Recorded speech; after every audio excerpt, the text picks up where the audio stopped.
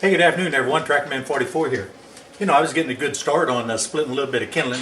You know, it's not like we don't endanger our extremities enough with chainsaws and farm equipment and all that stuff, you know, around here. But every now and then we got to split a little bit of kindling. I know this will be old hat to some of the old viewers that have been hanging around for a while, but there might be one or two new people that might enjoy the way I split a little bit of kindling. Now, you know, you do kind of get your finger in the way occasionally, you know, so you leak a little blood. I don't expect to. I don't ever intend on doing that at the beginning, but it happens on occasion. But if it does, you know, it's not a big deal. Like I said in the other video a couple of years ago or so, usually scar tissue grows back just a little bit stronger, so the next time you hit it, maybe it won't get cut quite as bad. On that point, I like to keep a reasonably dull hatchet whenever I'm splitting kindling for that particular reason. This hatchet here is a Norland style knockoff. It's not a Norland hatchet at all, and it's just absolutely perfect. It's got enough heft, enough weight, you know, to carry it on through the split, and it's got that nice wide design on it that really splits that and pops that kindling off really, really quick. And I like using Western cedar deck boards whenever possible to make kindling out of. But this is the hatchet that I use a lot. Now I've got quite a variety of old hatchets, and I remember the last time I did this video I even talked about this. We had them old hobos that went up and down the old Missouri Pacific Railroad, you know, that went alongside our farm on one side and then the Frisco on the other side. And sometimes them old guys would stop and they'd work for a few days, you know, for a little bit to eat. And my grandfather, he took a liking to a number of them. One of the old boys' name was Herkimer. That was just his hobo name. And they actually built him a little shack because he used to stay under a cave over on the other side of the Joachim Creek, and he stayed in that little cave for years and years and years. And then my grandfather built him just a little shack, and they pulled it over there with a team of horses back in the early 30s during the Great Depression, and he stayed in that little Herkimer shack. Well, I was probably about 10 years old or something like that. Shut the dogs up. I was about 10 years old or so, and I was over there around Herkimer's cave because he used to stay in the cave before my grandfather built him out a little shack. I was digging around in there and I found this little hatchet. It's just an old wore out hatchet. It ain't worth nothing at all. And it's got a hand whittled handle in it and everything. And I just stuck it in my back pocket, got the cows in the rest of the way and took them back to the barn. And I pulled this out and showed the old man. I said, hey, look at here. I found this over in that little cave over across the creek. And he said, well, hell, that's old Herkimer's hatchet. He recognized it instantly. So I don't use that for anything. It's just kind of a talking point for what it's worth anyway. And this here's my dad's. I was never allowed to use this. I think I even said something about that in that last video. But this is a Collins red seal, and it's a carpenter's hatchet. You know, it's flat on the one side, and it's got the heavy bevel on this side right here. I guess this is for the finishing work, you know, the trim work. I don't know. I think somebody referred to it as a shingler's hatchet, you know, for your roofing shingle shakes. But at any rate, this thing is in excellent shape. I've never split anything with it in my life. I was never allowed to even touch it. And it's been in this leather pouch for as long as I can ever remember. Probably, my God, it's probably been in this pouch for 60 years. But at any rate, that's another talking point that just sits here by the fireplace. And incidentally, above the fireplace up here, maybe we'll get to looking at it a little bit. I got my dad's old 7-foot long, it's an 84-inch crosscut saw. It's got 4 cuts and a drag. That was my dad's favorite saw. And he really liked it because it was thinner on the back half of the saw than it was at the teeth, so it would never pinch in the cut. And I was on the business end of that with him quite a number of times whenever I was a little guy. But one day he just brought it out here and just gave it to me, you know, and said, hey, hang it up there. And it's been there ever since about 1980, I guess. That's on another point. We got to go ahead and split some kindling here. At any rate, like I said, I just like to use Western cedar. And it looks kind of dangerous, and it probably is, but there's a technique to it. I've been doing this for years and years and years. The trick to this, you know, you got your hand right there, but the trick is get the angle that you got your hatchet. You want that angle to where it's going to flip away a little bit like that. So if it does hit your finger, it kind of moves a little bit away from your finger. But at any rate, it gets critical when you're over here. And we just set those up there, then we'll come back and split them into little bitty pieces. And the missus just walked up. Are you waiting to see if you have to fix any cut fingers or something? No, I'm just thinking that we should put in like a warning. Do not try this on your own, as it could lead to serious injury. Yeah, you're probably right. The disclaimer is don't do this unless you got 50, 60 years experience like I got. Sometimes it gets a little tough around the knot, you know, but that's no big deal. And sometimes, you know, you get them down to where they're kind of thin and you're kind of a little iffy about it. You can just kind of set it gentle and then just bounce it a time or two. Just set it. And we're going to come back and split that up in a little bit. But at any rate, we'll get a bunch of this stuff here whacked up. And then we'll bust it into little pieces and put it in that dynamite box, which the missus kind of likes to have there for holding the kindling. Right. So the moral of this story is, if you ever need any western cedar, just watch for your neighbor's decks. And if he's not looking and you need some kindling, you know, just to find a loose board or two. And they'll never miss just a board They'll or never two. miss it. That reminds me of a story of that guy I met down in that town south of here. I was working on his air conditioner, and he was showing me his new shed that he built, a new 2-car garage, and he built it right out off the alleyway.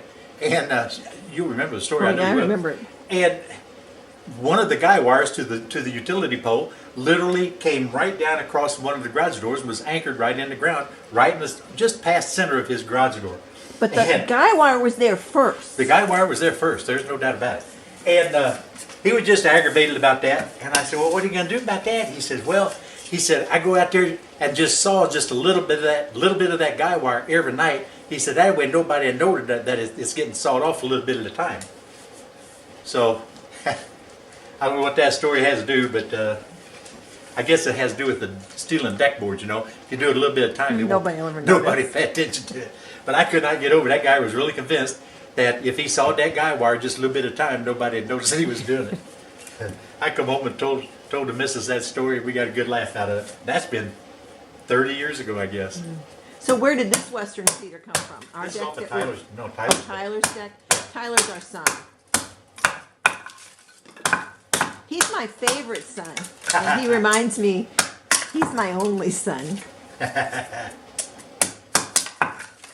Yeah, he's a pretty good boy. See, these are a little bit longer, so it takes a little bit more to pop to them. But again, if you could slow it down and take a look, see, I'm trying to hit with that thing at an angle. You kind of get into a rhythm, and you kind of pull back a little bit when you get right over there next to your fingers, because you don't really want to.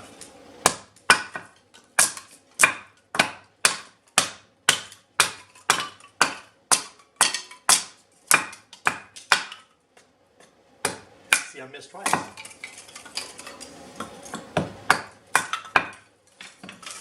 Now we got to bust these all up in little pieces. Those aren't little enough? Oh, he's not kindling yet. This is just the beginnings of kindling. You know what it looks like. Well, I know, but those are small. No, these are way too big. Way too big. You waste too much kindling whenever you leave them this big. I don't mind wasting kindling. I do. I got to split it. But look how good you are at it. You what? Look how good you are at it. Yeah, I don't need to get any better. Sometimes you get lucky. You can pick up 4 or 5 of them at a time and do them just like that. That don't work all the time, though. If you notice, I ain't really swinging. Notice I got my arm down here on my knee. There's a knot right there. Dogs.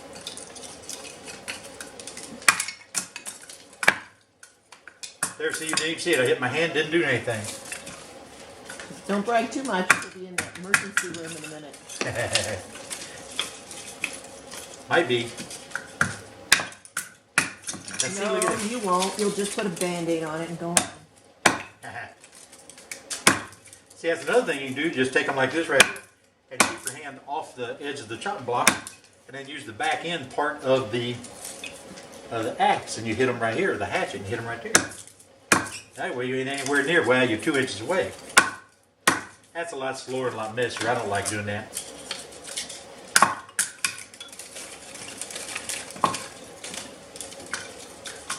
Let's get greedy again. There's 6 of them right there. Now you're just showing off. Well, yeah. Actually, I'm hungry, and if I'm lucky, you're going to make me some supper. It's cooking, it's cooking. So I got to make sure I get done with this before supper time. Look at her. See, that's a nice fat one. We'll bust that again. Now we're going to get twice as many pieces of kindling out of it. Look at this. See how quick and easy that goes?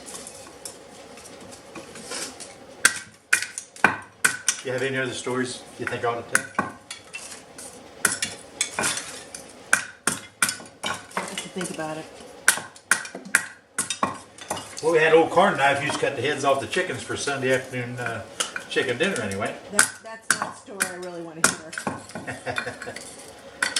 Well, you grab the chicken by the feather, by the legs, and also pull their wings back at the same time to where you have both wings and both legs in one hand. What? What? Okay, but when you have both wings, the wingtips, and both legs in one hand, what's a chicken want to do? The chicken wants to look around and see what the heck's got hold of him. So the chicken stretches his neck out really, really far and he tries looking around. So that's whenever you just lay him right across the chopping block and use that carving knife, which got a cutting edge about this long. It's not a little bitty old hatchet like this. And then you just whack his head off like that. And then you stick him into the corner of the fence and hold him right there and let him just bleed out like that. You're going to get comments from PETA people. I'm telling you. I mean, you don't think there's any chicken dinner lovers here? Now I'm trying to make a serious video here. So we're going to have to cut this goofing around off. Are you ready to be serious? I'm serious. Has a heart attack. Oh God, don't mention that. Remember the time I thought I was having one the year I turned 40? That's because you drank like 2 pots of coffee in 15 minutes. Well, it was a couple of hours. But the bad thing is it was about 103 degrees outside. And I sweated everything out except for the dadgum caffeine. Yeah. That's all the rest of it. I was not home. I was freaking out, man. My heart was just a-pumping. My heart was pumping. I thought it was going to come out of my throat. I mean, I looked in the mirror and I could just see my blood vessels just a-pumping and a-pumping. Up here in my forehead, they was a-pumping. And man, all I just knew I was having a heart attack. So then I started getting lightheaded because, dang, I'm having a heart attack. I'm going to die, And that's the year I turned 40. And everybody knows you start going downhill at 40. And so I couldn't think of nothing else to do. I wasn't going to call no ambulance. But whenever I was a kid, I used to work at the local funeral home. And the son, which I happen to grow up with, is now the operator of the funeral home. And so I wouldn't pass out. I laid up there on the steps with my head down the steps so I keep the blood up the top of my head, and because I would, that way I wouldn't pass out. And I'm laying about 3 steps down the steps like that, and I called my friend. His name was Herbie, and I said, "Herbie, I think I'm having a heart attack, man." And I said, "Can you come out and come out and help me, or come out and take a look, or whatever, And so as soon as he said, "Yeah," I just calmed down and said, "Well, everything's okay." Herbie come out, he'll know, because we had ambulance service back in the day and all that stuff, so we dealt with that kind of stuff all the time.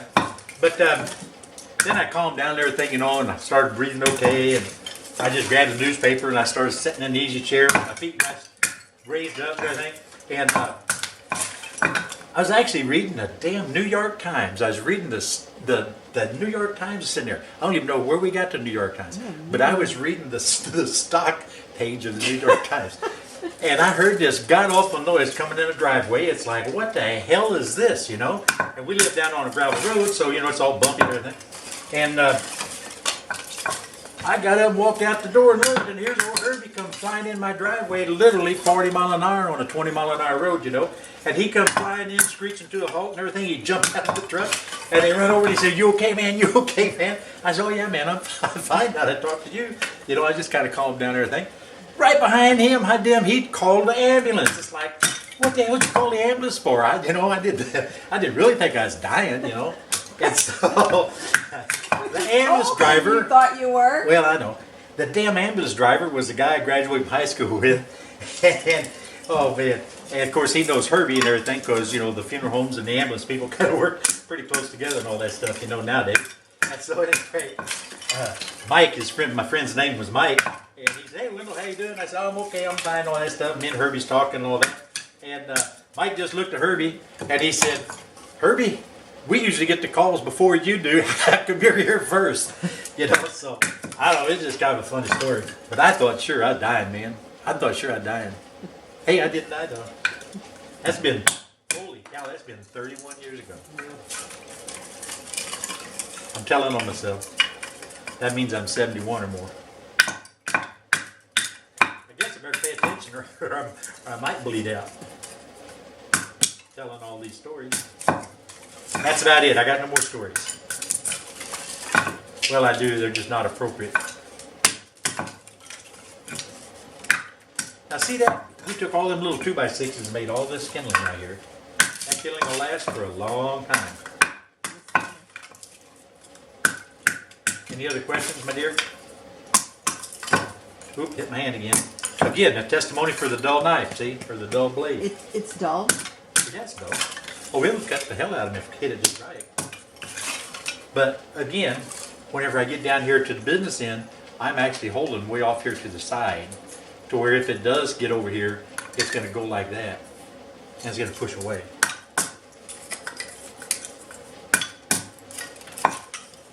I'm out of practice. This is the first kindling split of the season, man.